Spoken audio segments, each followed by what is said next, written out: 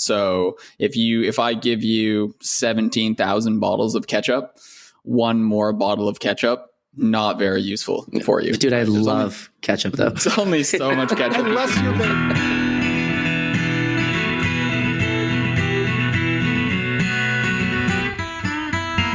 Ben, kick that shit off. Just steer the conversation for as long as possible. All right. Back for part 3 of our libertarianism series. We tend to go on talking a lot, so I won't spend too much time introducing the subject matter. But apparently we did get some flack in the past for not appropriately introducing our wonderful guest, Bruce Nielson. So maybe I'll let... So just in case people are either joining us for the first time and have criminally refused to listen to our past excellent episodes with you, maybe I'll let you just say a few words now in part 3 of the series about who you actually are. Why are you here, Bruce? So I'm Bruce Nielson. I am the host of the Theory of Anything podcast, which is somewhat similar to the Increments podcast thematically. It's different in that here you've got two super smart guys that know everything and are discussing stuff. And in my podcast, it's almost more like I'm giving a lecture on whatever subject was of interest to me this week.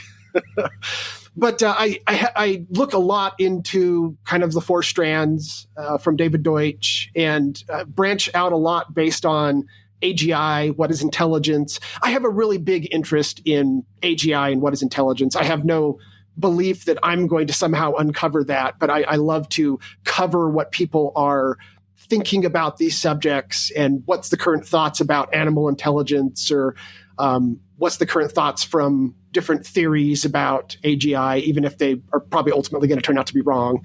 And I do a lot of that on the podcast too. And I'm friends with both Ben and Vaden. Vaden and I have probably talked quite a bit via text.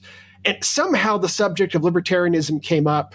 So we started talking, and what we found is that I've been talking to libertarians for decades. And my first one was when I was in my 20s and had super long conversations, and he gave me all sorts of stuff to read. And while I've never really looked into it seriously, like on my own, trying to read the original documents, like I just haven't been interested enough to do that. I have had so many conversations with libertarians. I can usually do a fairly good job of maybe trying to explain how your average libertarian acts and what they think, which may be very distinct from the way the true thought makers behind libertarianism think. Like, to use the analogy, it's the difference between talking to a Jesuit priest and talking to your average Catholic, right? I'm more familiar with what your average Catholic libertarian believes than with what the best theories are, if that makes any sense. Nice. So part 3, we're on social issues, I believe. Hopefully I read the right part. This is I would say the least meaty section of Scott Alexander's FAQ. And there's sort of 2 subheadings. The first is just desserts and social mobility. The second one is taxation. And so where would you fellas like to kick it off? Oh, this one, you said it was less meaty, but this is the one that bothered me the most as a conservative. Nice. Oh, right? Excellent. Okay. Nice. Let's do it. So, and I actually want to talk with you guys, since you guys aren't conservatives, and get your take on some of this. And Vaden and I have kind of talked a little behind the scenes. I know this section fell a little flat for you at times. Just to clarify, so the only reason it fell flat is because I grew up in a liberal lefty community, and my parents are liberals, and I voted for the Liberal Party my whole life. And so the arguments here were basically just confirming what I already believed in a kind of an interesting way. I think before we get into it, though, I just want to read Scott's argument and counter argument just to kind of frame the subject for the listeners. So the first and second episode, we covered moral issues and economic issues. And now we're covering social issues. And so this is Scott's steel man of the libertarian case across the social issue dimension. So here it goes. Those who work hardest and smartest should get the most money. Not only should we not begrudge them that money, but we should thank them for the good that they must have done for the world in order to satisfy so many consumers. People who do not work hard should not get as much money. If they want more money, they should work harder. Getting more money without working harder or smarter is unfair and indicative of a false sense of entitlement. Unfortunately, Modern liberal society has internalized the opposite principle, that those who work hardest are greedy people who must have stolen from those who work less. And we should distrust them until they give most of their ill-gotten gains away to others. The progressive taxation system, as it currently exists, serves this purpose. This way of thinking is not only morally wrong-headed, but economically catastrophic. Leaving wealth in the hands of the rich would make the pie bigger, allowing the wealth to trickle down to the poor naturally. So that's the a defense of libertarianism via social mobility and social issues. Then here's Scott's counter-argument, and then we can maybe break and get your high-level thoughts. So Scott's counter-argument to this position is, hard work and intelligence are contributing factors to success, but depending on the way you phrase the question, you find you need other factors to explain between 1/2 and 9/10 of the difference in success within the United States. Within the world at large, the numbers are much higher. This section, so I've mentioned that I am a conservative, not a libertarian, a fiscal conservative, not a libertarian, small government conservative, kind of the way conservatives used to be not that long ago, actually. And that I suspect they'll go back to once the current mania passes, that's passing through conservative circles. The discussion in this section isn't really, I mean, like, that was a pretty good summary of how a conservative would look at things. Yep. Right. So this isn't really specific to libertarians in this case. It is also potentially a conservative viewpoint that's being countered at this point, meaning that this is very much in counter to my own. Nice. Oh, we're challenging some core beliefs here, Mr. Bruce. This is great. Exactly. Good. So, and now let me just say that as a critical rationalist conservative, one of the problems conservatives face is that they sacralize tradition. Now, tradition is knowledge-bearing.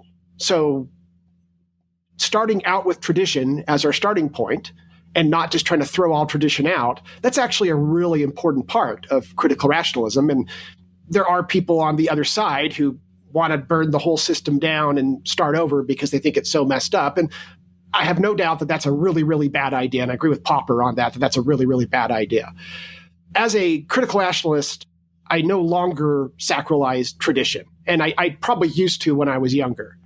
So I do feel like a lot of my conservative beliefs have proven wrong in the past. And I feel almost grateful to lefties that they've managed to prove me wrong on things that I was wrong about and that I've been forced to change my mind on that. And I've come to appreciate the left in their ability to raise issues. Now, my opinion of the left is that it's exactly what you would probably guess from if you understood critical rationalism, that they're better at seeing a problem than coming up with a solution to a problem. And so when they do come up with a solution, they're going to make wild guesses, and most of those guesses are going to be really, really, really bad. But at some point, some of those guesses, maybe just by chance, will have some merit, and that will convince some conservatives to come along with them, and eventually you get enough conservatives that have changed their mind because of this generation of ideas that comes out of the left. And obviously, it's not all the ideas come out of the left. This is such a simplified view of reality that I'm talking about. And eventually, it's really the conservatives working with the left that implement what the final change is going to look like. And it doesn't really look like what the left originally had in mind either, right? And you end up with something that's better than what either side expected. So that's my current kind of, when I say I'm a conservative, that's my initial inklings, but I'm very, very open to the fact that a lot of my ideas can just turn out to be wrong. And insofar as they are wrong, I would like to change them and to go along with something that's actually better. So having said all that, my initial impression of this section is, wow, I didn't know any of this. That he goes through studies, statistics, and my initial kind of gut reaction is the same one everybody has, which is, oh, well, who cares about those studies? They probably have something wrong with them. And as a critical rationalist, I feel like there's a really, really poor way to look at when somebody offers you a study. I don't have to accept the study as true. That's for sure. But to just dismiss it based on my gut strikes me as about as anti-critical rationalist as I could possibly be. Hear. So it really forces me to stop and think, okay, could there be some truth to what he's saying? And if there is, would that change my mind or would that not change my mind? In other words, is he raising a legitimate issue, but it's secondary to what I really care about? Could that be the case? And reading the section really forced me to think about that quite a bit. That was jokingly, I previously said it made me cry. I mean, obviously it didn't really make me cry. What I really mean is that I had to really stop and think, do I agree or disagree with what he's saying? How would I go about disagreeing with it? Like, how would I show it's wrong, empirically, if it's wrong? And if I don't disagree with it, does it change? If I agree with it, does it change my mind? Mm-hmm. And I think that's kind of how I would want to tackle this section, is maybe explain what it is he said that, if it's true, really does strike me as a conservative as somewhat bothersome. Hell yeah. I just want to commend you also that it's very clear in what you just said, that your critical rationalism is deeper than your conservative views. Oh, yeah. And I've just found that to be so rare, especially talking amongst libertarian types, where it seems clear to me that they were libertarians first, and then they found critical rationalism, and it just kind of ratcheted it on top. Right. And if the rubber meets the road, it's the critical rationalism that's going to be thrown away, not the libertarianism. And I just wanted to praise you for clearly exemplifying the opposite. Yeah, that's awesome.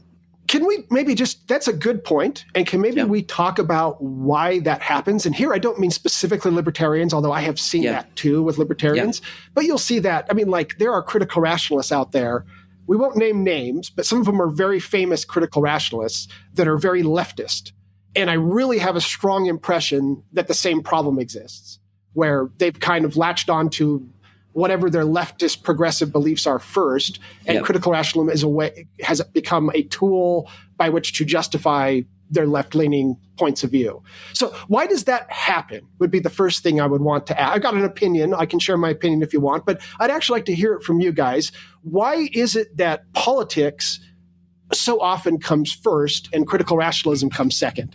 Yeah, I mean, okay, so one, I'm a little bit wary of psychologizing too much and going off into the depths of trying to analyze, like, why is everyone who disagrees with us so wrong, and they're viewing reality so unobjectively, and we're so amazing because our critical rationalism comes first and all our views happen to be correct. So I'm pretty wary of entering that sort of territory. I mean, I think my short answer. But have you not noticed the same phenomenon, though? Have you not noticed that? Well, yeah, but I notice it with respect to every sort of view and every sort of person. And I would be extremely surprised in myself if my critical rationalism came absolutely first. I'm sure there are. That's a great answer, Ben. Similar conversation where they're like, wow, Ben can't see the forest for the trees when it comes to subject X, Y, and Z.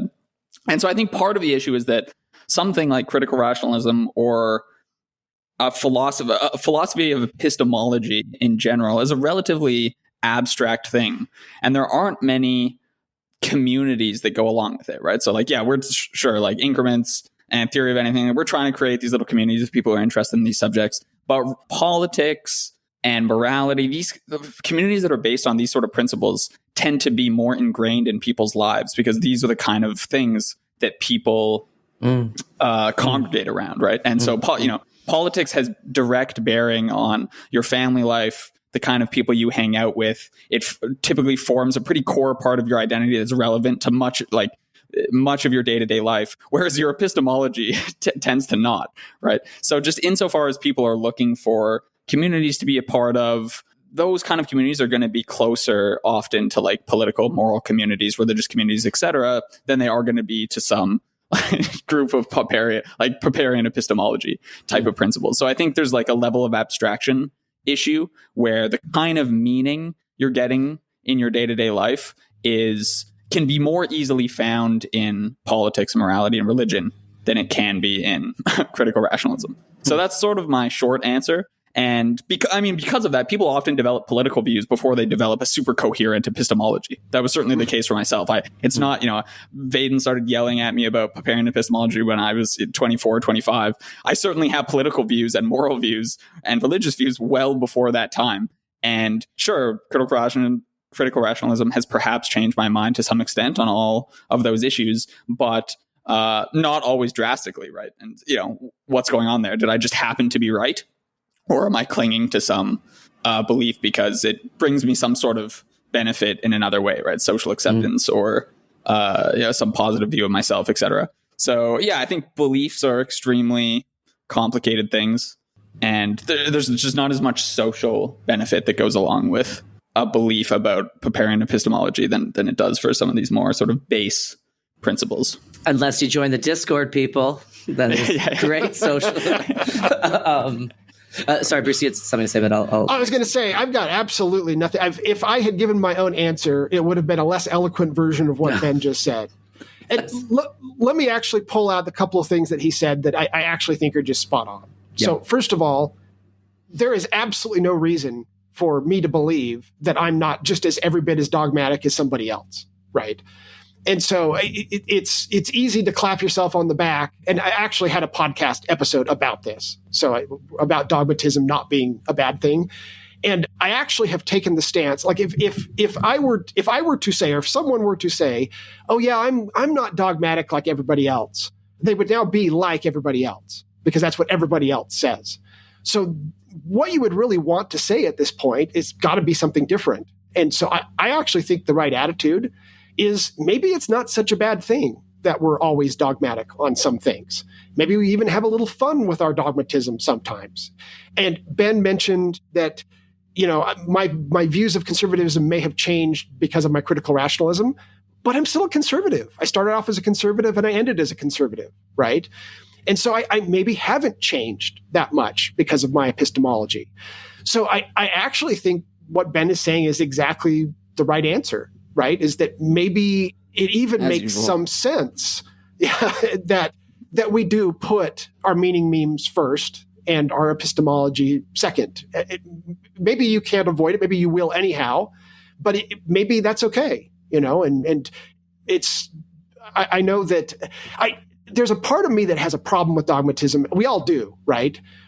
And I think part of it is that sometimes it makes you feel like you can't talk to other people about some subjects. And I do find that is a problem, but there's no particular reason why dogmatism has to make you like that, right? You can be a good scientist, could be thoroughly dogmatic. If I could use an example that maybe is controversial, Lee Cronin. I think he's a great scientist. I think he's come up with some really startlingly interesting things. I also think he's a very strong dogmatist. Guy, right? The assembly theory guy, yeah.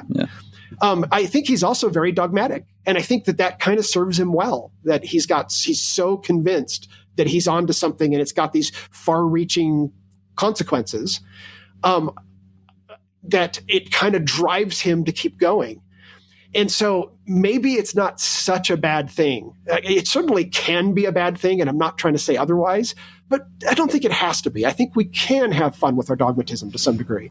Yeah, interesting. I think I disagree with that slightly. I Go for it. Totally agree with Ben, but so why do I disagree in which dimension? So your initial reaction to the social mobility section was not one of digging your heels in and saying, well, fuck the studies. It, in fact, was quite reflective about your own initial reaction to do that and then tempering it by what you've learned from critical rationalism and what you've learned that, like, no, actually, if I'm going to take CR seriously, then I have to actually take criticism seriously, even when it pushes against my cherished views.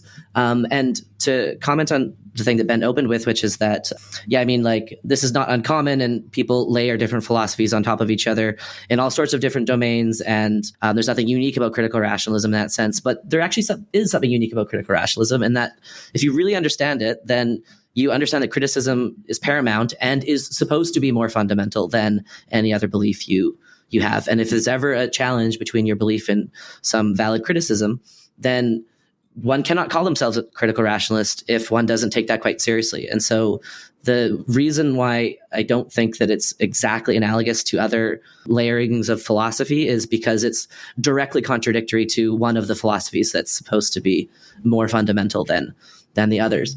On the dogmatism point, yes, I think that dogmatism does serve a role for some people sometimes, but I think we have to be quite careful there, because when we talk about the brilliant scientists who defend their, like the Galileos who say that, but the sun still is in the center of the earth or the universe or whatever, like that's dogmatism coupled with generational brilliance, and that like once in a lifetime kind of brilliance when coupled with dogmatism. Yeah, for sure, that's powerful. But the vast majority of the time, I think, just for me, when I'm being dogmatic, most of the time is probably a bad thing, and I try to reduce it as much as I can. And so I think that dogmatism serves a role, but we just need to realize that it's a very dangerous game, because to start giving ourselves defenses of dogmatism when it's very unlikely that I'm going to be that once in a generation talent that has the idea that needs the dogmatic defense, it's more likely I'm probably wrong. And so I totally recognize that dogmatism does serve a role, but let's just be a little cautious when we advocate that. That would be the only thing I'd. So, is it okay for me to agree with all three of us, even though we were in contradiction? Wait, no. Sorry. I want to clarify my initial position now.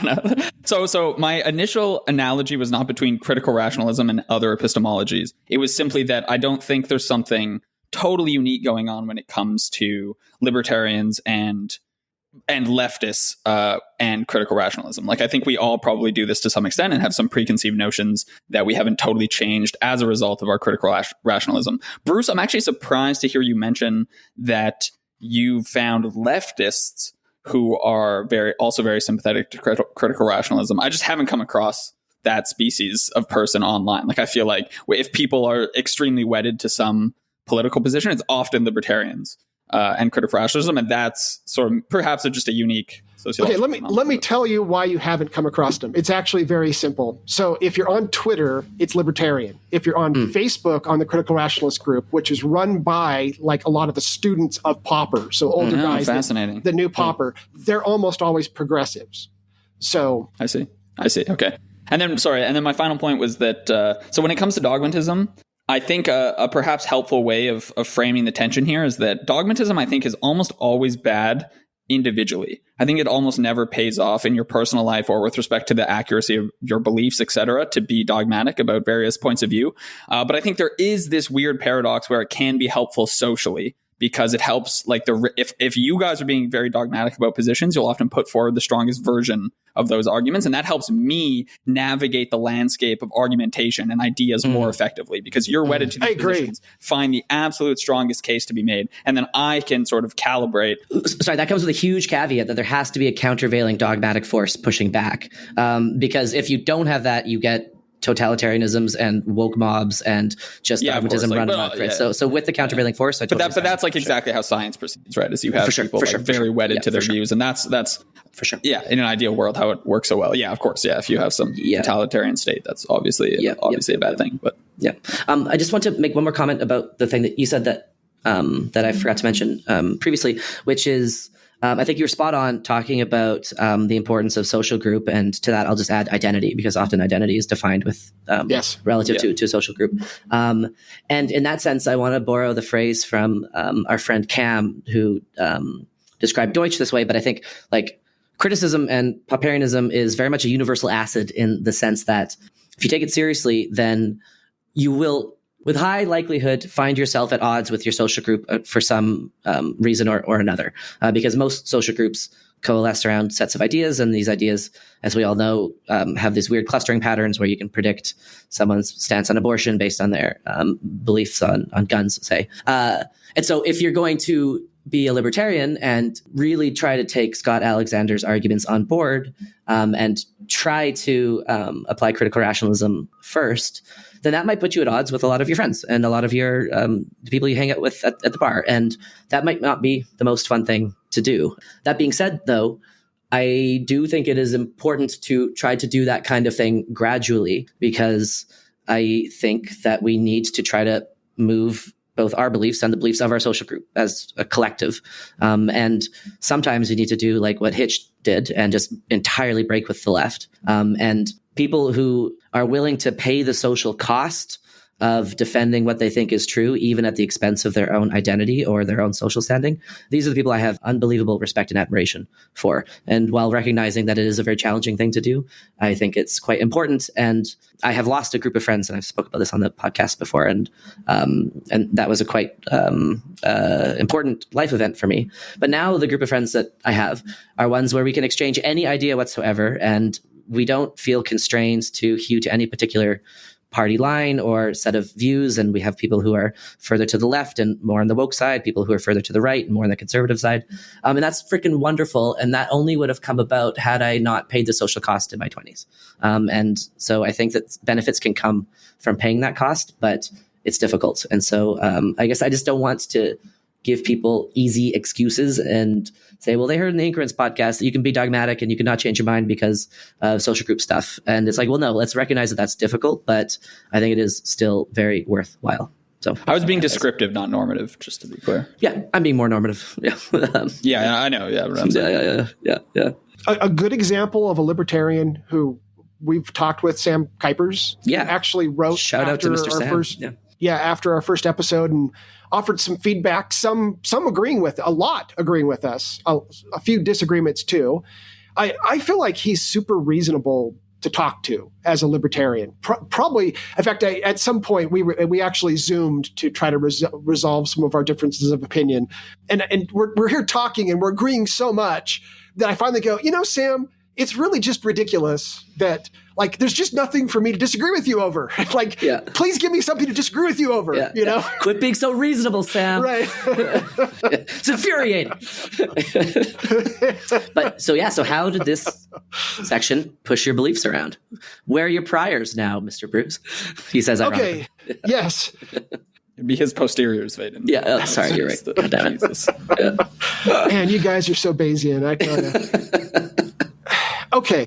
The idea of there's lots of social mobility, like if I were to try to kind of get to the gist of the argument that he's attacking, that he's had libertarians raise to him, but also many conservatives would raise, is that if we just let government get out of the way and we have smaller government and fewer intrusions, that the market will take care of problems, right?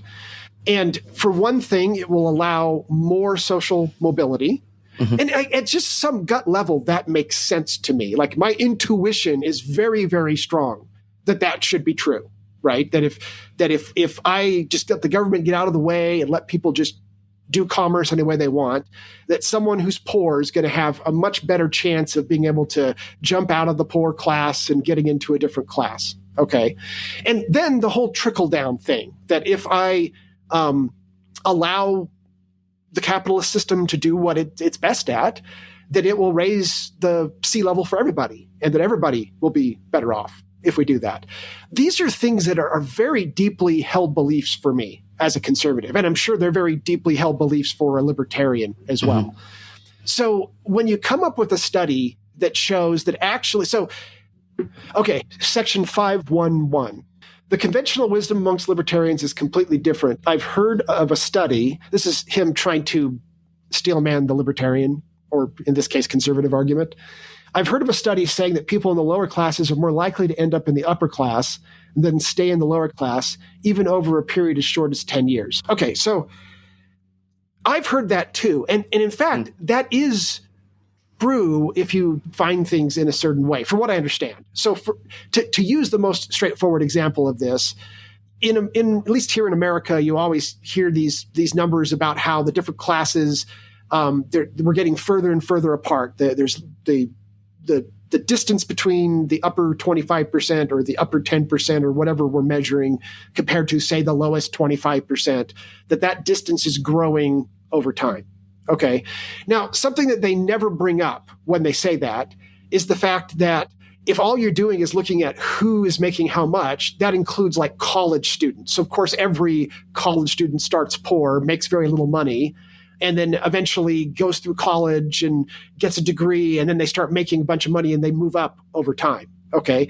And these numbers, and as a conservative, this is what I always hear, at least. I maybe haven't done my due diligence of looking into it too much.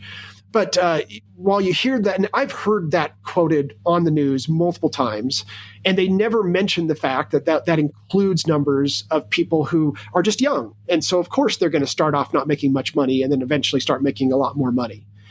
Now, what Scott Alexander does here is he takes, so you kind of have a misrepresentation. Oh, these classes are stratified and they're getting more stratified. That ignores how much actual mobility there is between them. And then you've got this other, what I would now have to say, if his study is correct, is also a misrepresentation, that it's all really just due to the fact that people start young, don't make much money, and then they make more money over time. What Scott Alexander really does is he says, look, I'm going to instead look at if your parents were poor, how much they make, and then how much you are going to make based on, how much money your parents made. So he's now measuring intergenerational, not in a single generation, which seems like an almost meaningless number, right? And when you do that, the result is absolutely not what I would have expected, or at least the studies he's quoting, like, let's not assume they're right, but the studies he's quoting absolutely don't go the way I would have expected. And so let me see if I can find the actual numbers that he uses. Yeah, so one meta comment just on the assumption that he's right or not. I think one reason we can maybe assume that, or at least I'm happy to assume that, is because the frequently asked questions has been up since 2013 or something, and there's been a couple different attempts at refuting it, one including David Friedman.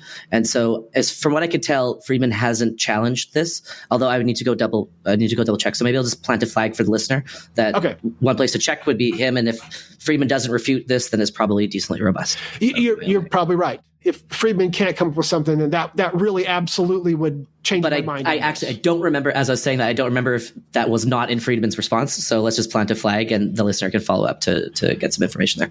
Okay, so the idea is that you can actually empirically test this question, right? He says, luckily, this is an empirical question and can be solved simply by collecting the relevant data. For example, we could examine whether the children of rich parents are more likely to be rich than poor parents, and if so, how much more likely?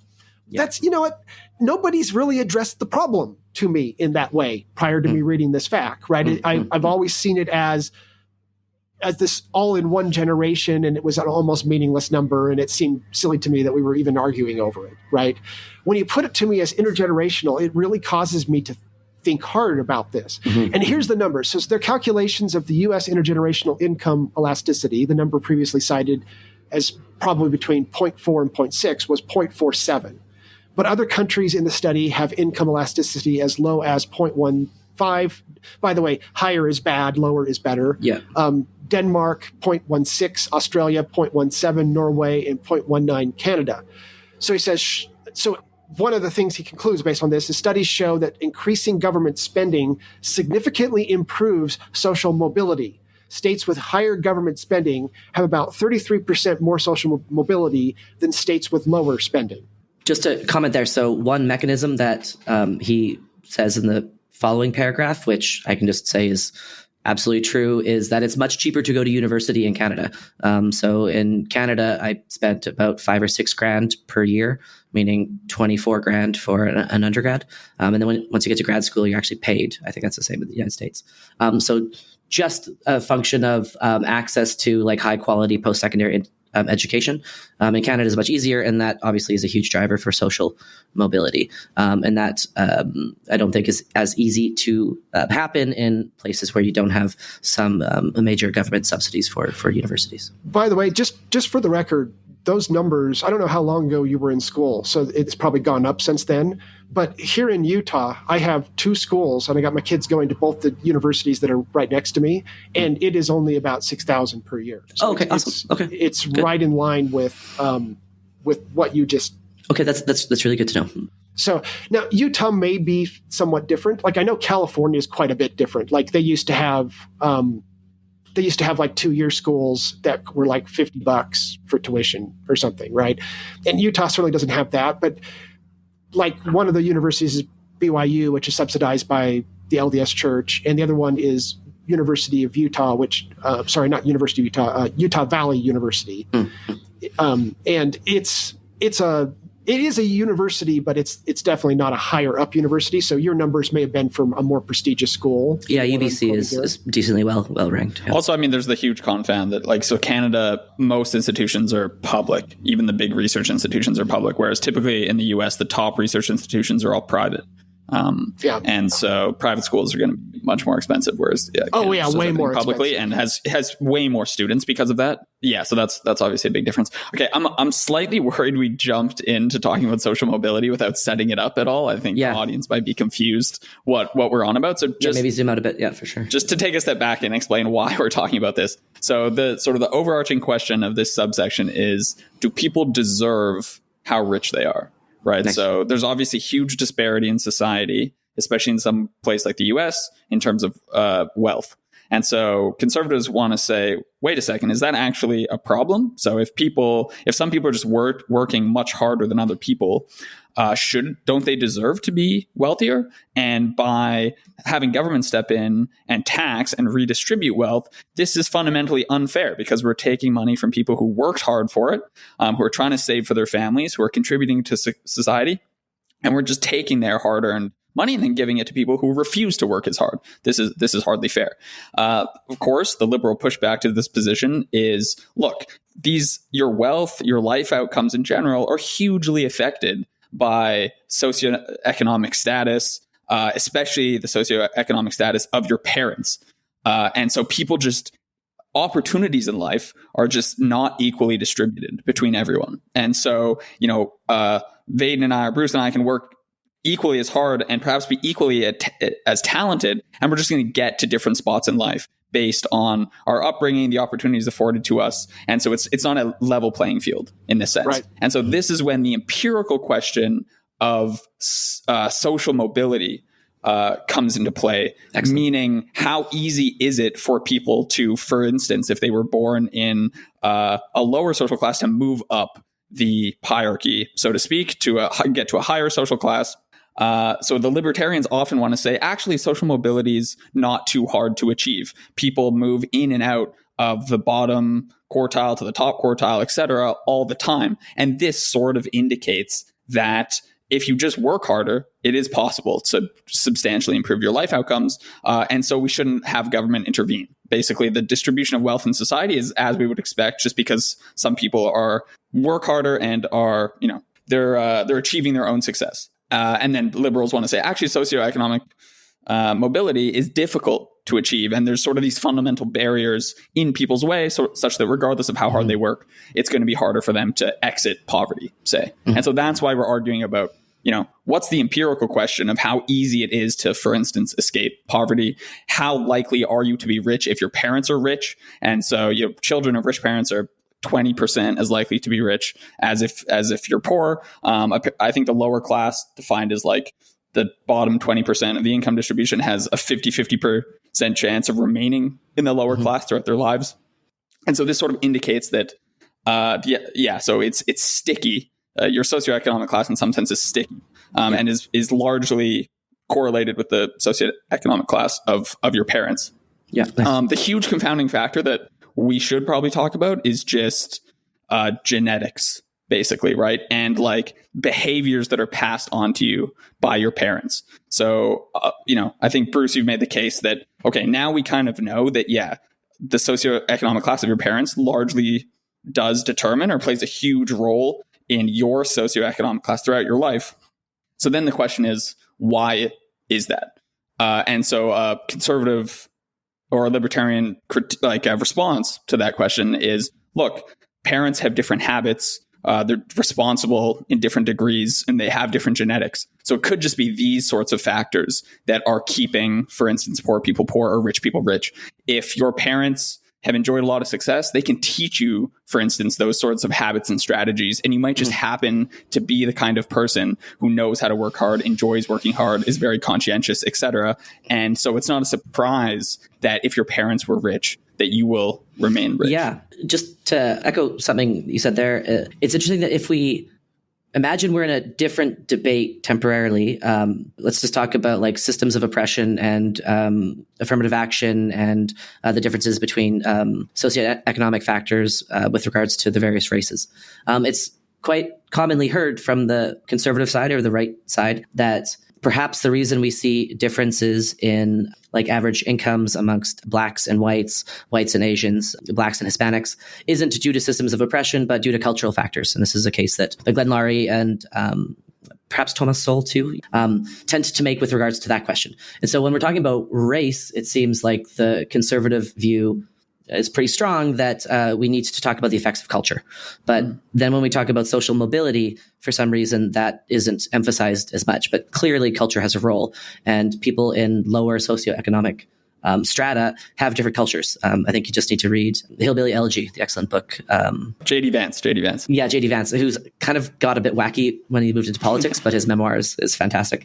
But he just talks very much about the like certain cultural norms amongst the hillbillies, quote unquote, that he grew up in. And obviously, like part of the reason this kind of, I don't want to say fell flat. I thought it was quite entertaining to read, but I had to kind of already bake that into my thought process about social mobility and stuff. And it's completely in harmony with my views on free will, that the environment determines so much about us. And the fact that I've had quite a great life and I'm doing pretty well for myself is not really due to my hard work. It's much more due to the good luck of my genetics, my upbringing, my parents, the fact that I didn't have to deal with abuse and trauma when I was younger. That would have completely fucked me up, and that's totally outside of my control. So I just wanted to emphasize both of those points. So you said something that he actually takes a slightly different tact on. I actually want to read what he says. So he's trying to answer the question, is it your own hard work or is it your circumstance? And the way you, and I'm sure you didn't mean it literally, what you just said, but he really kind of says, people have given answers to this question as 100%, 0%, 50-50, 0, 100, trying to determine how much it's your hard work and how much it's your external factors. He says, I boldly propose a different sort of answer. 80%, 100%. So 80% your hard work, 100% external factors. He says, most of my success comes from my hard work, and all of my own hard work comes from external factors. Yeah. So there is, in fact, no way to tease those two apart, is really what he's coming down to. Yeah, I mean, maybe just to clear up any apparent contradiction. So ultimately, I don't think that I am responsible for my hard work. I think it's entirely determined. I'm 100% a Sapolsky-Harris style determinist. But obviously, there is a difference between sitting in bed all day and getting up and going to the gym and studying. And so the way that Alexander squares that circle, I think, is brilliant. That, we can call certain kinds of behaviors hard work. And by all means, hard work is required for success.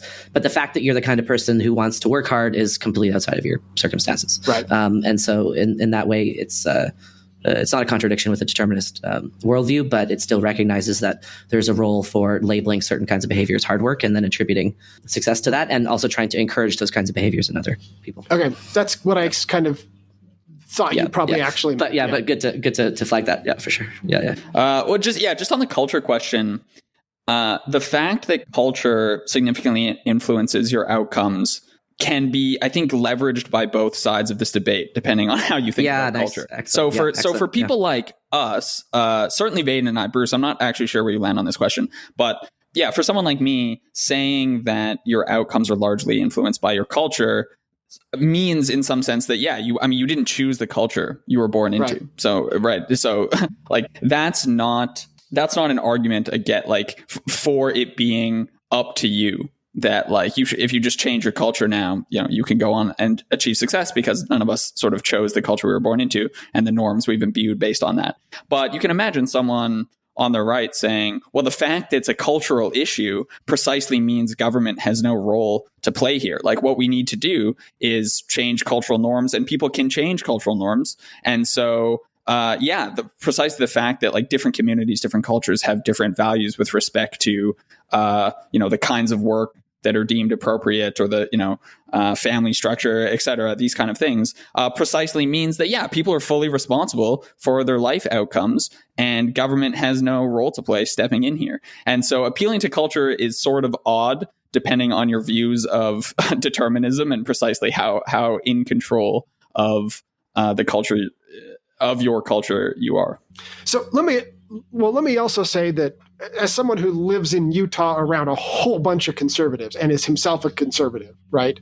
I think you'll actually find that conservatives have no unified view on what should be done in a case like this. It's probably pretty common to believe it's a cultural thing, but that doesn't mean you wouldn't use government to actually try to interfere with cultural problems in a community that's suffering and having a problem, right? So they may emphasize less trying to redistribute wealth, and instead they may say, you know what, we need to pour more money into inner city schools, or something like that, right? Yeah, sure, and so sure. they still may believe in government intervention, but they may believe the intervention needs to happen at a different phase. And so just wanted to kind of just throw that out there, that there is different ways that libertarians are anti-government, so they're always going to be against government. That's like a given up front, or they're not a libertarian. Conservatives, that's not true, right? We do believe in a certain amount of government interference. So do you find your mind has been changed based on the argument of generational social mobility, and where are you at now? Good question. So so first of all, let me just say that you should never just assume a study is true. That's certainly true. But you should never dismiss the study. You should take it seriously and look to see if there's an alternative explanation that can explain the same outcomes. There may not be. You can think about whether there could be, and just the experiment hasn't just been done yet. You can have a suspicion about that. But I do feel like in this case, I don't know of how else I would go about trying to refute these statistics. And if you're right that David Freeman didn't either, then I'm pretty sure I can't do it. So I'd be willing to, for the sake of argument, assume they're right. So I guess I want to flag that I'm not even sure if Alexander is positing a mechanism as much as just pointing out an empirical fact.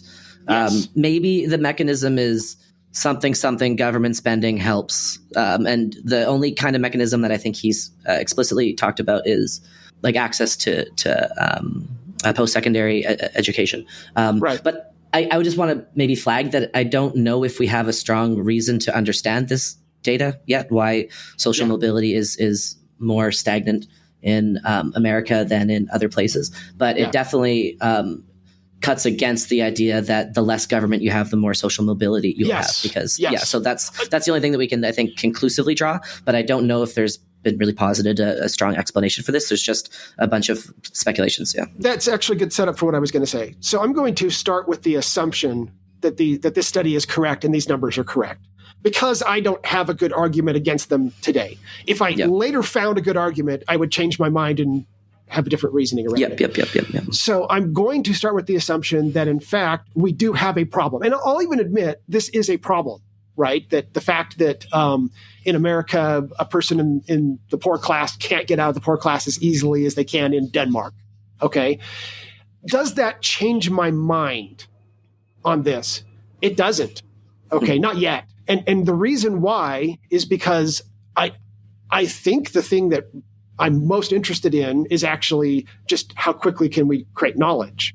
What is the this in that sentence? The belief that the riches should go to those who work hard, and if you don't work hard, you shouldn't get anything? That hasn't shifted your mind? Yeah, well, I guess it's a matter of policy, right? Like, it's clearly, as a conservative, I'm not against having some social safety net. I'm not against having some social programs.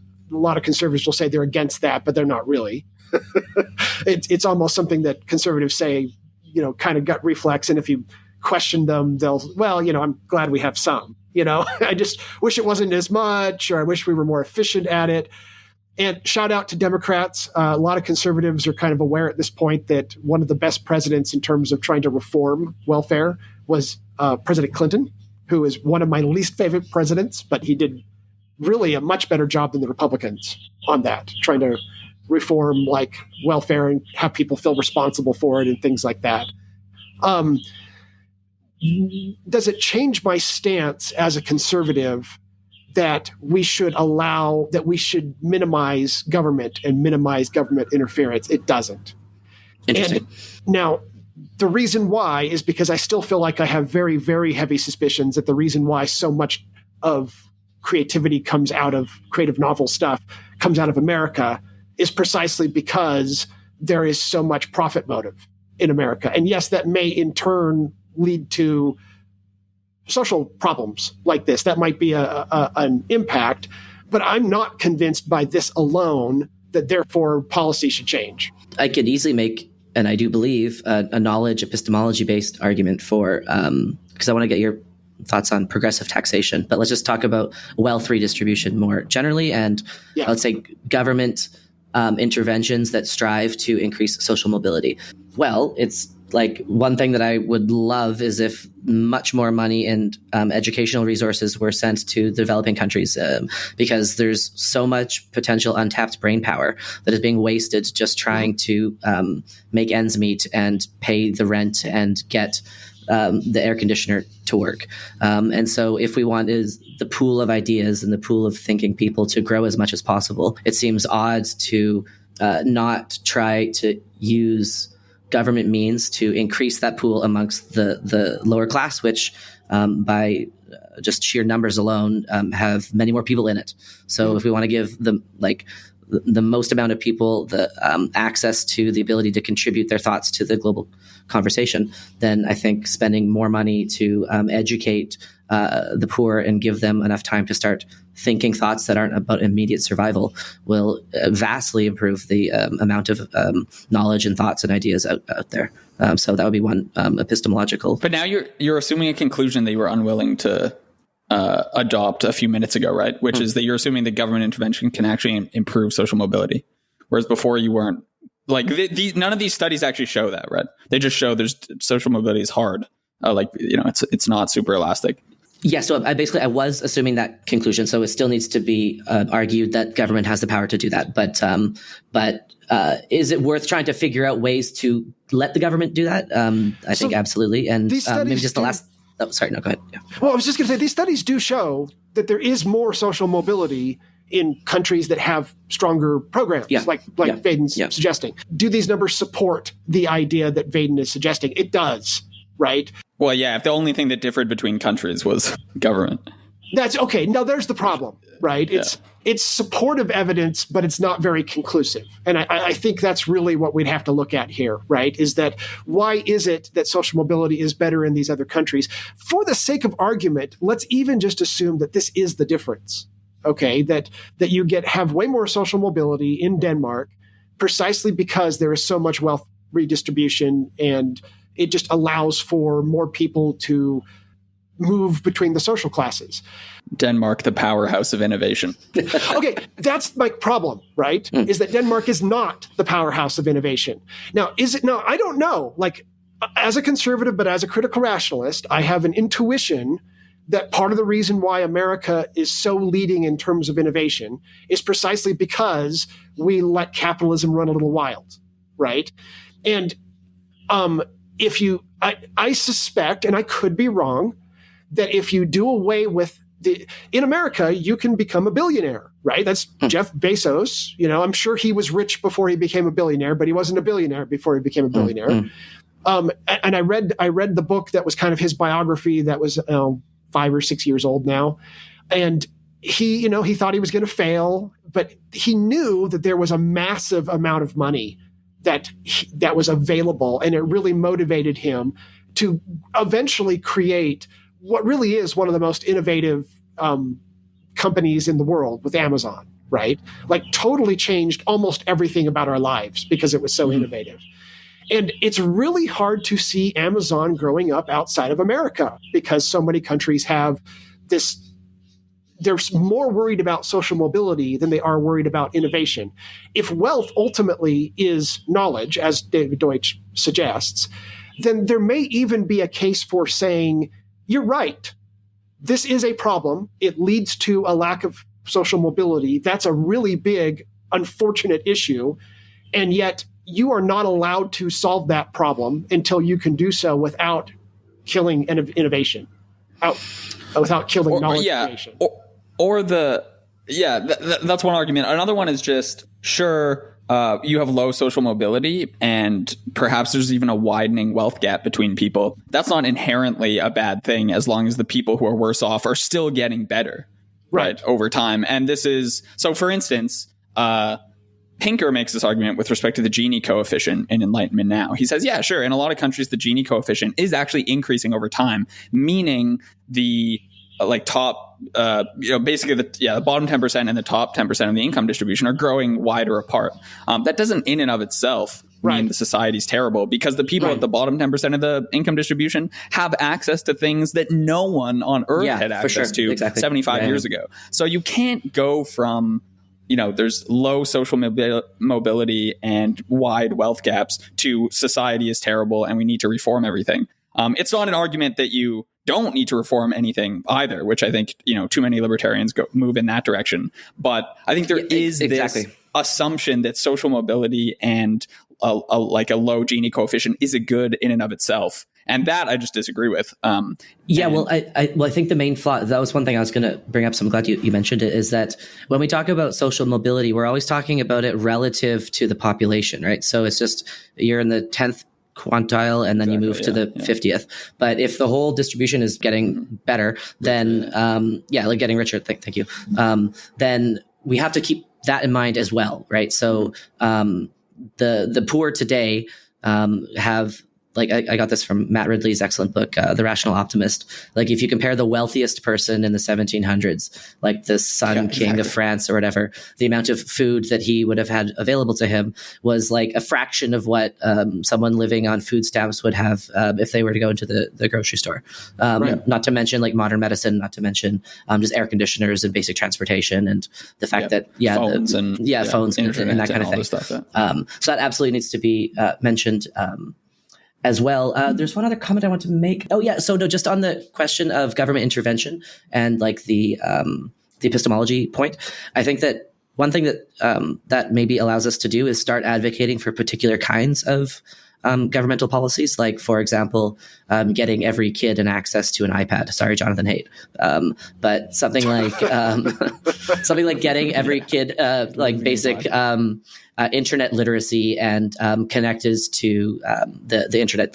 That's a policy which I haven't read Haidt's book yet, and I'm open to changing my mind, but my going into that book quite skeptical. And so that would just be one example of, it's not trust the government to do it or don't. It's we want to use the government to increase the access to education and knowledge production of the poor and impoverished. And so specific policies we would advocate for, and perhaps other ones we would lean away from. So Scott Alexander gives a fantastic example of this with lead poisoning. Yeah, exactly. Yeah, okay. Exactly. It's just really hard to make, as a staunch a conservative as I may be, he's spot on. And I think almost all conservatives would agree with him on this, right?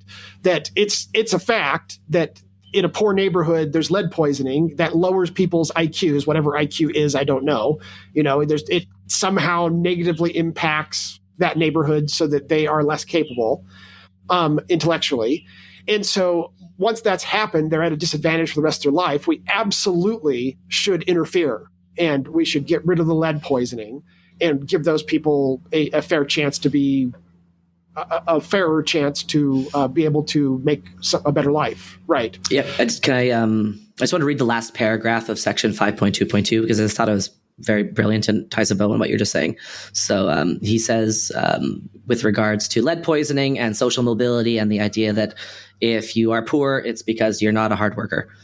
He says, if a poor person can't keep a job solely because she was lead poisoned from birth until age 16, is it still fair to blame her for her failure?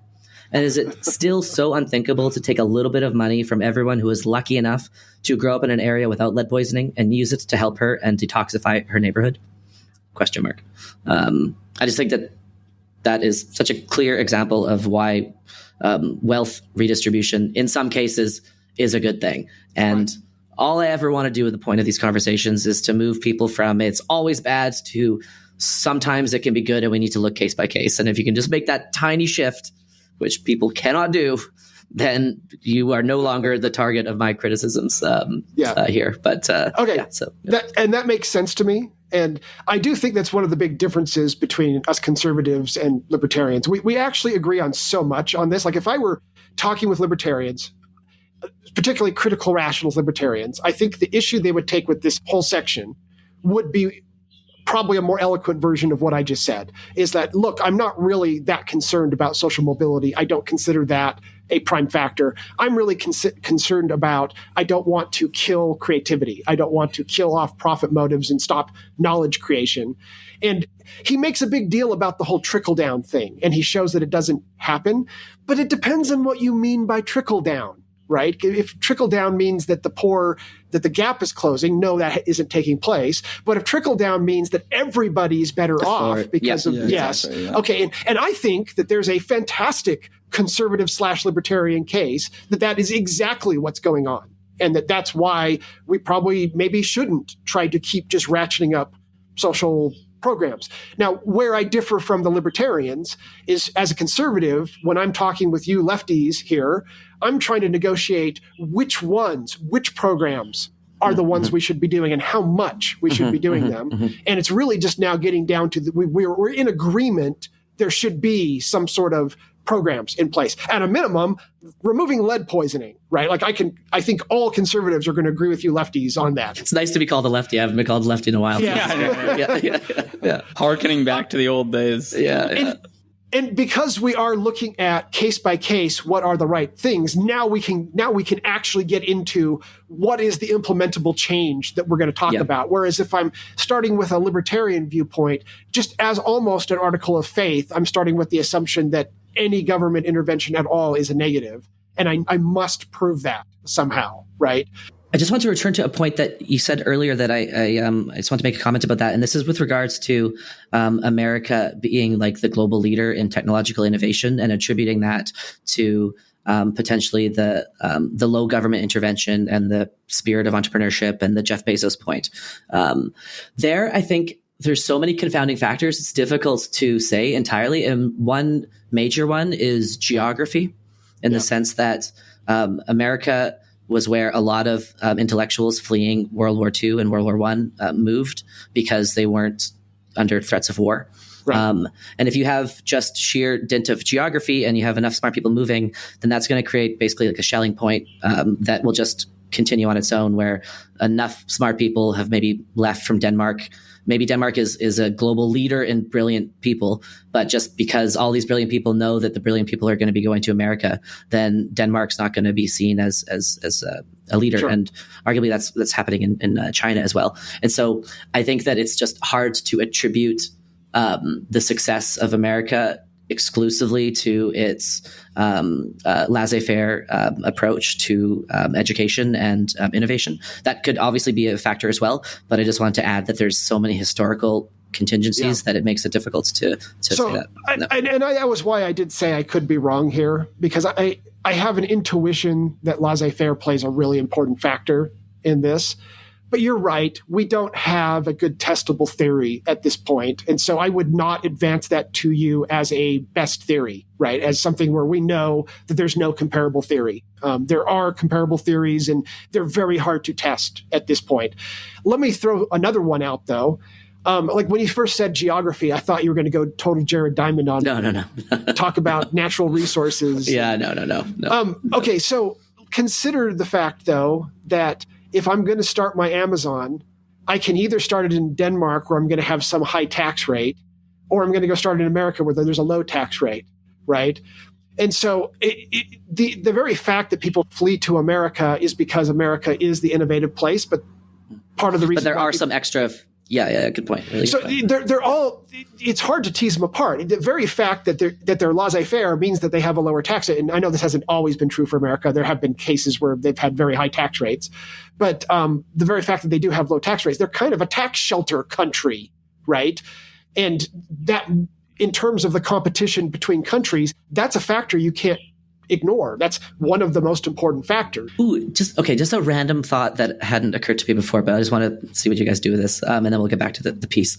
So one maybe explanation for the social mobility stagnancy in the United States is that it's purely a function of progress. So if you have a society which is very still, and there's not a lot of differences between the upper percentiles and the lower percentiles. And then you put some innovation in that society. And now people on the top are going to be moving at 100 miles an hour, and people at the bottom are now going to be moving at 60 miles an hour. Then as the progress continues, what we're going to see is an increased social stratification. But that's a function of the fact that both classes are moving forward, but just the one is moving forward a bit faster. And so it could be seen as actually a good thing. I'm not actually advocating that, but I just want to flag that progress itself will tend to lead to greater stratification, but that's only if we look at the relative and not the absolute progress. So potentially social mobility isn't the primary thing we should be focusing on, or maybe it is. I don't know. Yeah. So, and I think that as a conservative, that is what I'm saying. I'm saying that it hadn't. I would have assumed prior to reading Scott Alexander's FAQ that social mobility was better in America than in Denmark. And so I'm surprised that isn't the case. I'm going to have to rethink that now that I know that. But it doesn't really change my opinion that America's system is better than Denmark. Yeah, that's fair. That's fair. Yeah, for sure. Also, I think that wouldn't explain why income growth among the, I think, bottom 90% has actually stagnated. Oh, okay. That's a new data point. I didn't know that. Okay. 30 years or something on average. Yeah, okay. That's really important. And so you would expect, like, if everyone's moving, but the rich are just moving faster, then income growth would, increase everywhere, just more so among the top 10%. But I think that's not entirely what's seen. Also, on the taxation point, I mean, America, depending on where you live, I mean, it's extremely heterogeneous, but depending on where you live, has pretty high taxation. And, people considered California to be the epicenter of innovation for a long time, perhaps less so now with everyone moving to Austin, et cetera. But California has extremely high taxation rates, right? Some of the highest in the country, and verging on those of Canada, et cetera. Perhaps even higher than, it depends exactly how you're counting it up, but high taxation. And so I'm not entirely sure what to make of that. Part of me thinks that the incentive of starting a company in the US is not taxation, but just regulation of getting the company off the ground. Like how much bureaucratic nonsense you're going to have to deal with when just starting the company, starting to ship things around the country and the world, et cetera. And I've heard Europe can be much worse and slower at that. And so they might not even be thinking ahead in terms of, once I'm a millionaire, how many taxes am I going to start paying? It might be more so, how easy is it to just start this company now and start doing what I want to do? I think the US is perhaps slightly better, although probably getting worse at starting a company, at just letting people start companies. It'd be interesting to see when the Silicon Valley boom exploded, like obviously like .com era, so maybe early 2000s, but maybe before that. And when the taxation rates. So was it high tax then there's a boom, or was the boom first and then they're like, oh shit, there's so much money being made, let's start taxing it a lot. I don't know the answer, but that'd be a simple Google search for listeners. And there's a natural consequence. The fact that people are moving from their businesses from California to Austin is precisely because, some cases, precisely because the higher taxes. So you do have to ultimately look at it at what's going to happen over a period of time instead of any one given moment. I think that there is definitely a strong belief amongst Republicans today, whether this is true or not is a little harder to say, that led to Trumpism, in all honesty, is that the reason why there's a stagnation at the bottom income is because of globalization, that a lot of the jobs that were advancing and growing, that they're now going overseas instead. That is at least a reasonable theory. I don't know if it's true or not, or in what circumstances it's true. But it could be that the stagnation is temporary and that once we finish globalizing, that actually won't be a problem anymore. Yeah, tell me what you guys think of this argument. I understand the intuition behind the argument that lower taxes encourages more innovation, but it strikes me as an argument that's a little bit too flexible, because you could make the opposite case pretty easily. So you might say, in a country where there's a very robust social safety net, people are going to be actually encouraged to take more risks and perhaps try and innovate more, because they know if they fail, then they're not going to toss away their life savings, put their family in danger, et cetera. And so if you want people to actually be less risk averse with respect to their endeavors, you actually want a more robust social safety net. And this falls in line too with the whole Deutsche and Paparian can't predict the growth of knowledge, which I know people like to appeal to a lot. If you take that sort of thing seriously, then you could just view society as a bunch of people trying to do interesting things, assuming that they can't foresee all the consequences of their endeavors, do you want it to be totally up to chance and luck that if, whatever their creative endeavor happens to be, if it doesn't work out, now they're screwed? And so I'm not sure how much I buy that argument, but it does strike me as an interesting fact that you can sort of twist we want people to be as creative and innovative as possible in sort of either direction, depending on. Well, I think you could twist it if you made that argument in isolation, but I typically hear it made, and I'm not arguing against what I'm about to say. I actually think it's decently persuasive that the government programs that the taxes are being used for are just decently ineffective. So I think there you would bottom it out by moving the discussion pretty quickly to the specifics of how the government is spending money and the social policies on offer. But I haven't dove into the research there myself. But I'm relatively persuaded that if you don't have like competition and like quote the welfare state and stuff. I know someone in my life who got on welfare and has never really got off it, and so I could see the case being bottomed out that way, and that would kind of break the asymmetry. Well, but it does move the conversation to like what sort of welfare state we want, as opposed to like precisely what policies do we want to incentivize the best outcomes, as opposed to having no policies whatsoever, right? Because you can imagine like a society with absolutely no social safety net, I really do think would have weird, perverse consequences for people's desire to take any sort of risk, right? Like in that case, if your next company fails, are you likely to start a company? Probably not. Like probably you're more likely to work in something that's just more secure in the long run. Yeah. Can I actually use a real life example that only a few libertarians would argue with, and almost nobody else would? Think about corporations. So corporations are artificial people, right? So there is no owner of this company. You may have shareholders that own parts of the company, but this corporation is an artificial person. So think about the fact that a corporation is a literal economic innovation, right? That at one point they did not exist, that a person owned a company and that was it. And there are some libertarians who argue that there is no such thing as a group owning something. Okay, so they would theoretically be against, I don't know if they actually realize that they're now arguing against corporations, right? Hilarious. Yeah. Okay, but corporations are literally a collectively owned thing. And the reason why there's such a great innovation is because it used to be that you could just sue the owner of the company out of business. So they've started this idea that we're going to get a whole bunch of people to own this company. They're all going to put money into it. And when I go buy something for my Apple stock or my Microsoft stock, I am a part owner in Apple and Microsoft. But if they get into a lawsuit, no one's going to pierce the veil and come asking me for money for the people that they accidentally hurt, in this lawsuit, right? Like I'm literally 100% protected because it's a corporation. And the fact that risk was removed, where you can sue the corporation, you can put it out of business, but you can't go after the shareholders. It absolutely was a huge engine for creativity and innovation because people could now just put money into things knowing that they can't go to ruin, right? May I ask just a random question that you guys may or may not know anything about, but when was the notion of like bankruptcy developed? And is that partially able to be viewed through the lens of like a quote, social safety net for corporations? Yes. And do you know much about the history there? And I don't, but like, so my wife is really into, who's the famous author, Jane Austen, right? Like Jane, Pride and Prejudice is supposed to be Star Wars for girls. So one of the things that I've noticed, so I've watched a lot of chick flicks with her that are Jane Austen.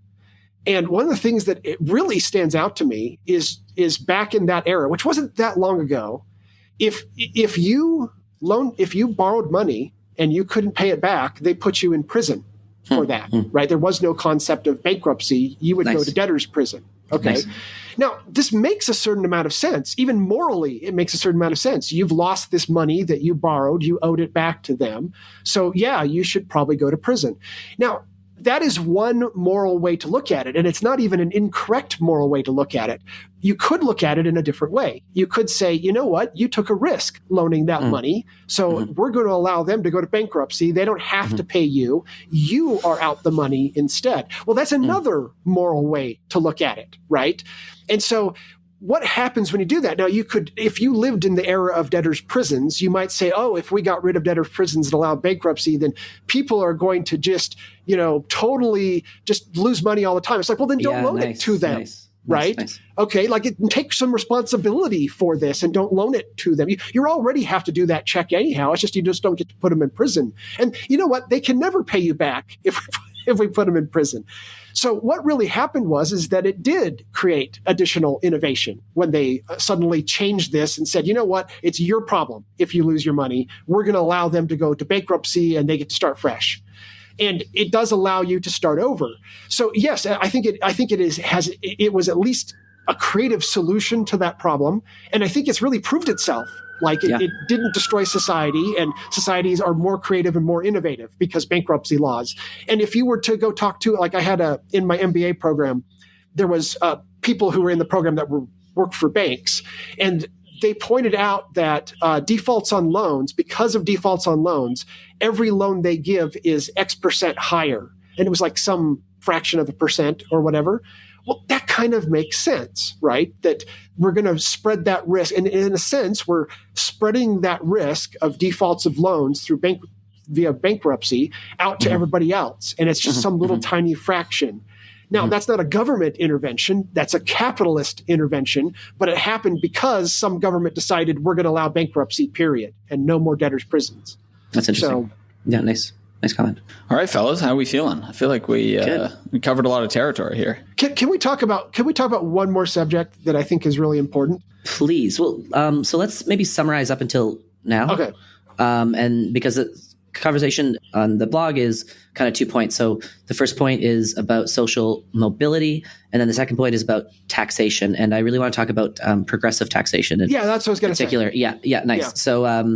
So maybe just to tie a bow on the first half of the conversation, we talked about those who work hard deserve their success and those who don't deserve to fail.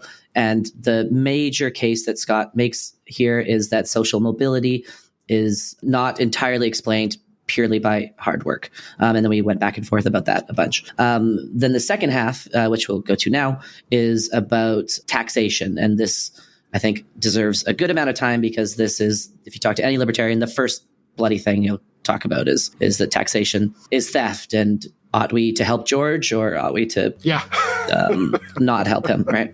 And so I'm a huge fan of progressive taxation. And rather than going through the main arguments that Scott makes, because I think they're great. Let's just what are your thoughts on progressive taxation and where's your head at? So what are your thoughts there, Mr. Bruce? Yeah. So I am in favor of progressive tax. Yeah, nice. Absolutely. Cool. That's awesome. So my reasoning would have been exactly the same as Scott Alexander's. He roots this in marginal utility. Yeah, we should. I feel like we should maybe. I don't know most of our listeners will know what progressive taxation is, but I feel like it's probably worth mentioning. Right. So maybe somebody can explain that, and then it can explain what marginal utility is and why progressive tax actually does make some sense. This is Ben's territory. Yeah, it's everyone's. I mean, marginal utilities. Relatively simple. So let me think of an example here. So start with progressive tax and then do marginal utility. No, I'm going to do it the other way around. Okay. I refuse. Don't try and coerce me. So we could explain marginal utility perhaps in terms of something like ketchup. So if I give you 17,000 bottles of ketchup, one more bottle of ketchup, not very useful for you. Dude, I love ketchup. There's only so much ketchup. Unless you're Vaden. But if you are one of those poor saps sitting in an old fast food restaurant where they dispense ketchup into those little plastic, do you remember those little paper tray things? Yeah, of course. And it's impossible to get more than a thimble full of ketchup at any one time. Then if I come along and give you a whole bottle of ketchup, you're going to value that bottle of ketchup so much more, right? Yeah. And so marginal utility is precisely this, that as you have more of something, the value of the unit of getting one more unit of that thing decreases with more you have. And this is also holds for money, both logically and also just psychologically in terms of how people behave. Yeah. So $10,000 has much more value to someone who has a net worth of $50,000 than it does for someone who is a billionaire, right? Yeah. $10,000 is just a minor percentile fluctuation of Elon Musk's money. But if you came along and gave me $10,000 to some poor grad student, I'm gonna rejoice and be able to buy myself a lot of ketchup. And so that's decreasing, or that's marginal utility. How much money would have to be on the ground for you to walk past it and say it's not even worth my time picking it up? If you're very wealthy, then there would be more money, and if you're less wealthy, then it's less. Yeah. And then progressive taxation is built around this principle. So if you're making between, I think in BC, it's like 0 to 50K, you're going to be taxed at, 20%. I don't know the actual numbers.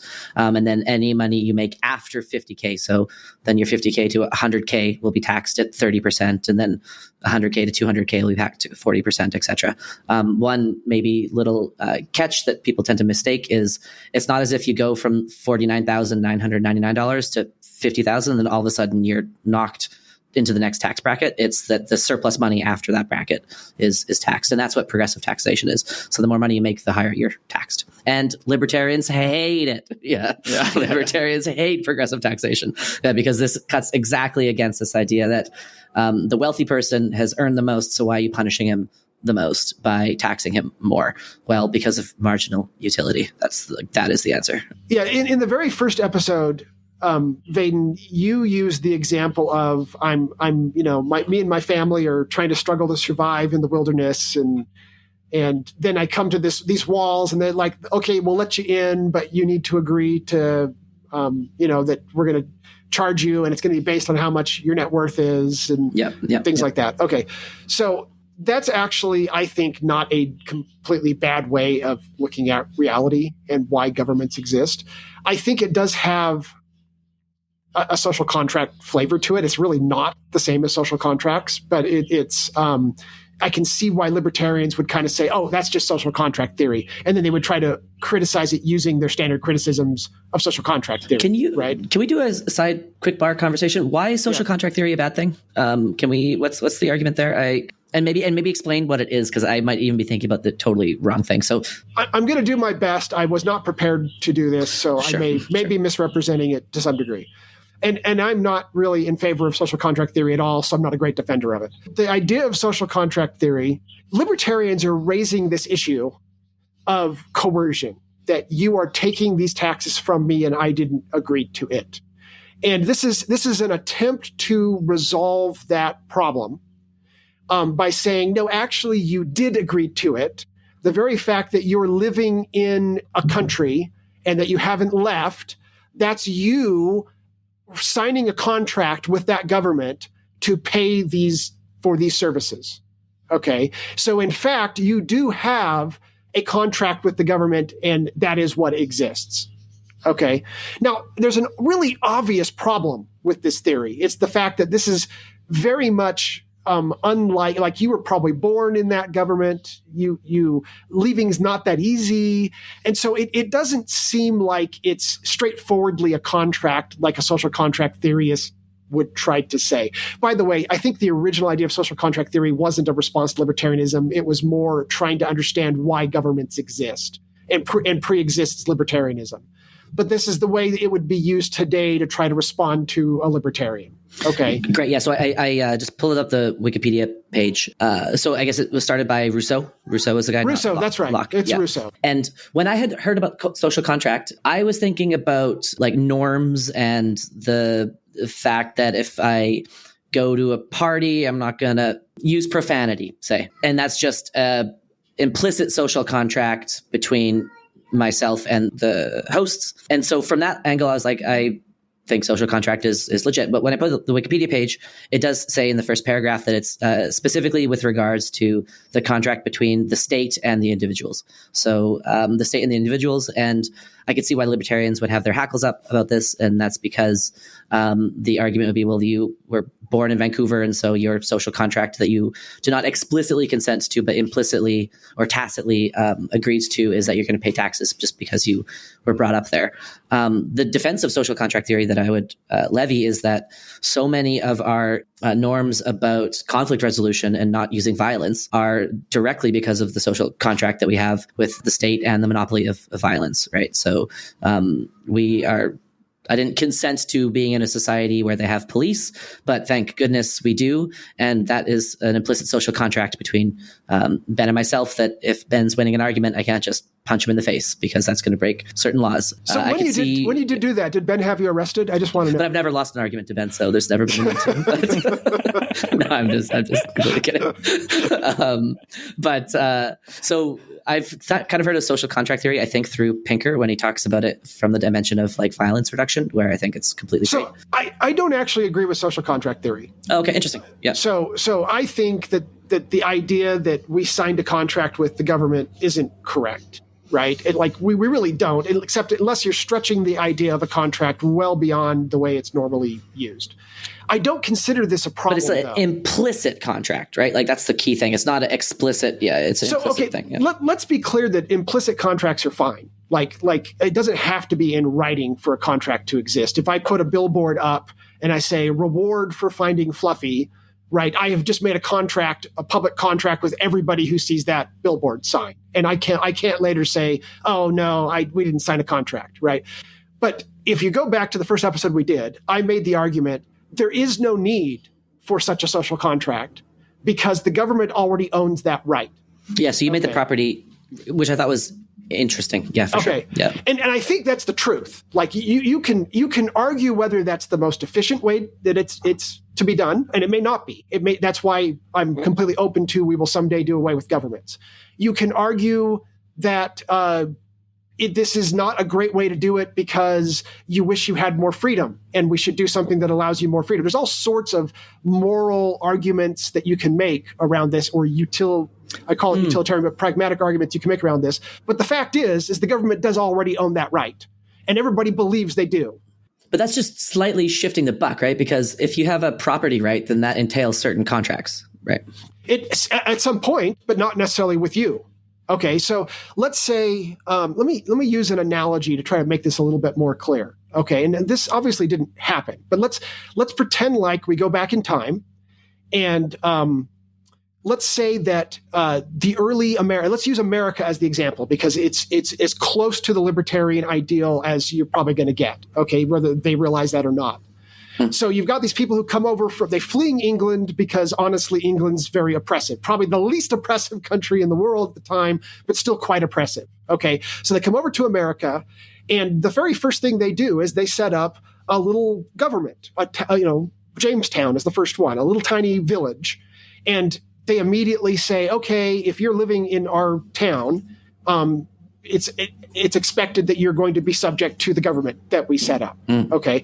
Let's say that they went just one step further and they said, okay, we're going to actually have you sign a contract with us. We're going to have you actually in writing say, I understand that any property I buy within this boundary of this state, of this government, that I own the right to that property, but a certain bag of rights has been reserved to the government. They have a right to tax me. They have a right to decide legally what I do, if it's lawful or not. Okay, and it's exactly the same as exactly the way it is today. The only difference is that we actually signed a contract for it. Okay, so I asked Sam about that, and he actually told me I can quote him on this. So I need to actually see if I have the quote handy because I wasn't planning to quote this. Yep. But he agreed with me. And I was really, really, really, really surprised that he agreed with me. He said, yes, it's a situation in which libertarian principles couldn't be used to criticize the morality of the situation, but it might still be inefficient. I think there's a similar situation with monopolies, which are slightly inefficient, but which are fine according to libertarian principles. There are reasons to assume that even an unusually large, like we were doing this in terms of, there's something similar to this with like a homeowners association, a large HOA that's now really a government would be more efficient than today's political institutions because people in such an HOA have good incentives to vote for good legislation. Anyway, I won't go on to give the rest of his response, but he agreed that if people had signed contracts back then, that then governments as we see them today would be legitimate under a libertarian way of thinking. Well, this is literally, I mean, the reason why I was so surprised that he agreed with me was because this is literally just an unimportant thing, right? That we get everybody to sign a contract, and maybe every new immigrant that comes in, we say, you've got to now sign this contract, and you're adding an inconvenience that changes nothing, right? And it's still ultimately exactly what we have today. Wait, okay, hold on. Is he saying that if it turns out to be historically true that our great ancestors physically, literally signed some sort of contract, then all of a sudden he would have no moral problems with social contract theories? Yeah, I think he had in mind that every new person coming in would also sign a contract. Okay. So what presumably they do, like when you apply for citizenship, you have to do the oath. And it's kind of like signing a contract. Absolutely. Yeah, for sure. Yeah, absolutely. Okay, so what I tried to do is I tried to lead him through a line of thought. I said, okay, if you're agreeing with me that all you had to do was sign a contract, what if contracts don't have to be signed to be contracts? What if instead of signing a contract, let's say we still signed a contract, but we only did it with the original founders. So you move into Virginia, that's where Jamestown was, and the initial people to move in, they signed a contract, and it said, we're giving the government the right to be to provide this service for this property that I'm buying. So they're literally giving that property right to the government. The government doesn't have to sign a contract with the new person after that because they already own the right. So if I then sell my property after signing that right away to Vaden doesn't get to say, well, I didn't sign a contract, right? Because that right is now owned by the government. Mm-hmm. Okay. Mm-hmm. So I try to explain it to him. I says, wouldn't that be also, just like you're saying that signing a contract makes it so there's no moral problem, if all it really seems like it takes is the first person signing the contract, like every single person after that, it doesn't matter because they now own the right. And he'd say, no, that's social contract theory. I said, no, it's the opposite of social contract theory, right? Social contract theory is trying to appease you by saying, oh, you're right, we should sign a contract, but secretly you've been signing a contract. And I'm saying, no, there's not even a need to sign a contract. If the original person signed the contract, then after that, no contract's necessary. Now, of course, there was no initial contract like that. And that's what Sam actually argued to me. Okay, but then you have to just go one step further. Okay, but you don't have to sign a contract. Let's say I put a sign up as you walk into the territory that says, when you enter this territory, like I talked about the funny sign, we're a bunch of robber barons. If you enter this, you're agreeing to the following, right? Well, that would technically be a contract. In fact, you don't even need the sign. As long as everybody knows that's the deal, which everybody knew that was the deal, right? It would be impossible to not know that was the deal. Then the fact is that means the government owns that right. And I don't know what else, like, if you want to change that, as a libertarian, you don't get to say, oh, taxes are theft because they don't have that right. No, you need to first explain to me why they don't own that right. I thought they owned that right. Everybody thinks they own that right. If you have a novel legal theory that they don't own that right, lay out your novel legal theory and let's put it in court and let's find out if you're right or not. Okay?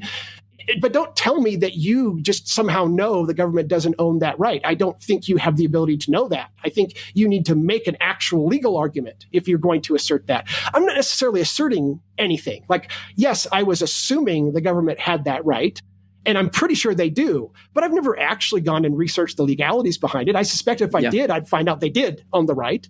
I suspect every court would back me on that. But, who knows? Like, I don't think anybody's ever challenged this in court before. Yeah, interesting. So I just two comments based on what you said. And partially I'm going to say this to bait Sam to get him to come on. First, I want to flag a bait and switch violation where he's like, yeah, well, maybe the moral thing is okay, but practically it has all these failures to it. And just the move of switching from moral arguments to practical arguments and back again as soon as you're pushed on one subject compared to the other is quite common in this space. And I just thought that Sam's response was a good illustration of a bait and switch violation. The second thing, though, is that signing contracts, like I probably sign maybe 10 contracts a week that I don't read whatsoever at all. The terms and service, like when you sign up to a new bloody whatever, you're signing a contract. But like the vast majority of all the contracts that people sign, people don't read, think about whatsoever at all. And so I don't know if signing a contract is equivalent to conveying information necessarily, or has as much import as this line of reasoning is putting on it, because contracts are a freaking dime a dozen with terms of service agreements, and who reads any of them? And so if you just shove a 20-page terms of service agreement in front of everyone who enters into Canada, like what are we actually accomplishing by this move? I think that it would just be legalistic, annoying. Yeah, right. It's just unnecessary. And so just on the practicalities of asking everyone to explicitly sign contracts, well, this is done ad nauseum all throughout everyone's day. And how many of these contracts do we actually take seriously? So, and this is why I keep using America as the example, because I know not all countries were as libertarian pure as America was. But think about the Louisiana Purchase, right? Where America literally, as a government, as a corporation, if you will, literally buys a big plot of territory and then maybe even tells people, we're going to give you land for free, right? Well, of course, what they're really doing is they're saying we're going to give you land for free, but we're retaining the right over that land to be the body that provides these services. Exactly. There's nothing anti-libertarian about this. America is Ancapistan. Like, it's literally Ancapistan. Okay. No, the Louisiana Purchase really emphasizes the property right argument that you're making, because it's just a clear example of the purchase of land in order to host inhabitants upon it by the government. So it's a good example. So now I will grant that not all governments are like this. If you go back and you'd look at Russia or something, they probably are starting as a bunch of robber barons, exactly like libertarians are saying. My point isn't governments are good or bad, or I don't really know. This is a difficult question. My point is that their whole moral argument is based on a novel legal theory that absolutely doesn't make sense to me, and they need to start taking it seriously as a novel legal theory. Right. Well, and also it doesn't make sense to them because every other libertarian I talk to gives me a different theory. And so it's not like it's a coherent, well-argued single set of guidelines they're putting forth. You get a different variation with every single person you speak to. And that's maybe emphasizes the religious or fractious nature of this. And I think we can be honest here, right? This is first and foremost a meaning meme. And that's okay, because meaning memes aren't necessarily bad. Right? But when you come into libertarianism, you start with something like taxes or theft, not with the economic theory. And that is what you care the most about, right? Is that moral belief that I'm being screwed because I'm being forced to pay taxes. The idea that they may actually own the right to charge you taxes, that is a property right that they own, has never occurred to any libertarian I've ever talked to, right? And yet that is the starting assumption that all the rest of us are starting with. We're like, and this is why I use the analogy of libertarians, the crazy guy who runs in and goes, the landlord doesn't own this place. And you're like, okay, do you have a deed? Why are you saying, I'm not saying you're wrong, but explain to me why it is the landlord, in this case, this analogy to the government, explain to me why they don't own that right. Because I thought they did. Everybody thinks they do. And first of all, isn't that what property rights are? If they go out and they claim a territory, and that's a resource they've now claimed, and they say, we're going to defend this, and we're prepared to defend this, and then they give property rights to people within, but it's sub-property rights. We're giving you this much right, but we're retaining this part of the right. I don't see how any of this is anything but libertarianism, right? Yeah, this is literally the capitalistic solutions. This is the capitalist solution to how you solve this problem, and the answer was a government. Right. Yeah. The United States of Ancapistans. It is. The United States is absolutely ANCAP utopia. They're living in it. They just don't realize they are. Because it didn't go the way they were expecting. Right. Yeah. So love it. This is how these things work. You even when you set things up the way with the principles that you want, people are going to go the direction they think is right to solve their incremental problems. And America is a great example because they initially had these 13 different colonies. Each were separate governments. And I mentioned that they almost got conquered by a farmer because they didn't have any way to put their resources together to defend themselves. So that was what led to the establishment of the Constitution and federal government. It was a realistic, real-life problem where the ANCAP solution just didn't work. So now since these individual states own those rights, they have a right to then form a federal government between themselves, right? None of this violates contract law or property rights, right? It is 100% fits the libertarian utopia. So just meta comment for a sec, which is that I've not seen any satisfying counter criticism to your main point there. On the Discord, some people have been not liking the episodes, and that's great because that's the point of them. But no one has substantively addressed your main critique, and I just want to flag that so far has gone. It seems like that's the only critique worth discussing, right? Yeah. I mean, it's like literally we can have a discussion about how much government. That's what I'm doing as a conservative. I'm telling you lefties, we've got too much government and it's interfering with, our creativity. And I'm arguing that point. I'm arguing at that point in this episode, in fact, right? Just like a libertarian would. But that's very different than the claim, the legal claim that taxes are theft, which to me is just like you're starting with the falsehood, stop. Like correct your error first, then come back and let's talk. Yep. Or Here. Or make your argument. Explain to me legally why this wasn't legal, because it seems to me like it was. Here. So were there any other thoughts about the taxation section that you wanted to discuss? So, okay, let me just say that if taxes aren't theft, if governments actually do have a right to charge taxes, which I believe they absolutely do, at least to my best of my legal knowledge, which is pretty limited. Okay, and there's no real moral issue there. There is still pragmatic issues. So you talked about how Sam kind of switched from moral to pragmatic issues, and you're right that libertarians do that. And I think in their minds, it's like this big giant ball that it's hard for them to disentangle, right? And that's what I'm asking to do, is you need to start disentangling those.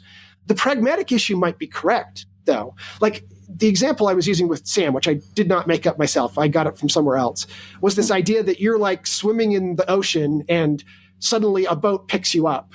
And so now you're not treading water trying to avoid drowning.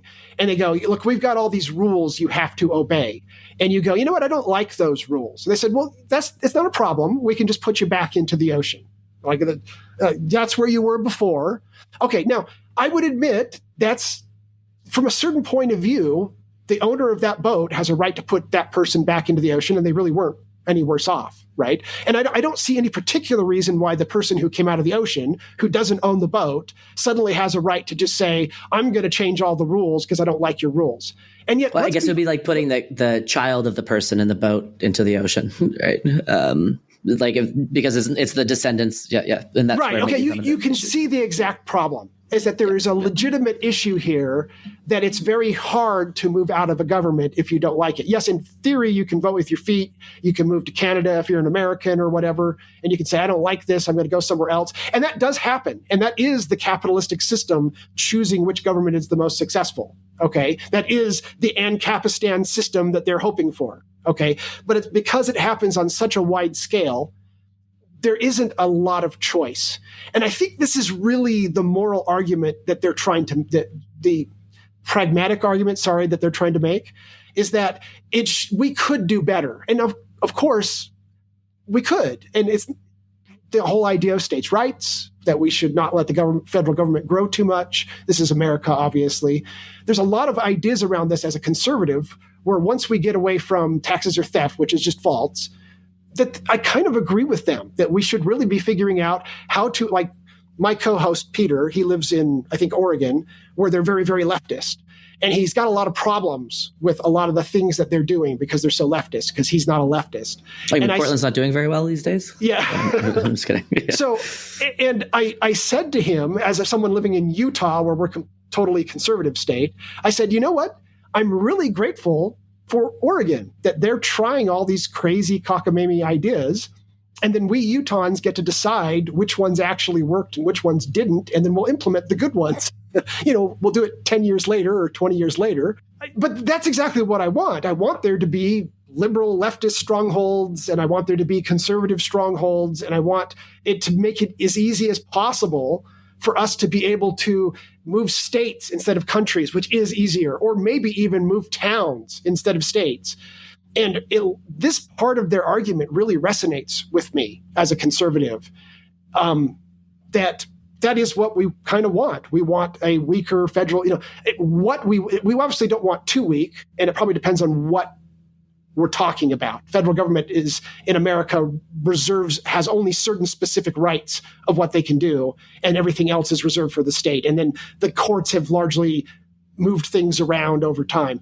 But I do think that this is a really kind of a good argument if the libertarians could get past the taxes or theft and say, look, let's talk about organizing things so that it isn't so hard to go find the rules that you like without having to be thrown back into the ocean, right? And I totally agree with that. Thrown to a different boat. Right. We should get as many little boats as we can and let people find the life that makes them the happiest, right? Totally. Yeah, so that's a great concluding thought. That's awesome. Okay. Yeah. Ben, do you have any final last words? No. Looking forward to the next one. Yeah.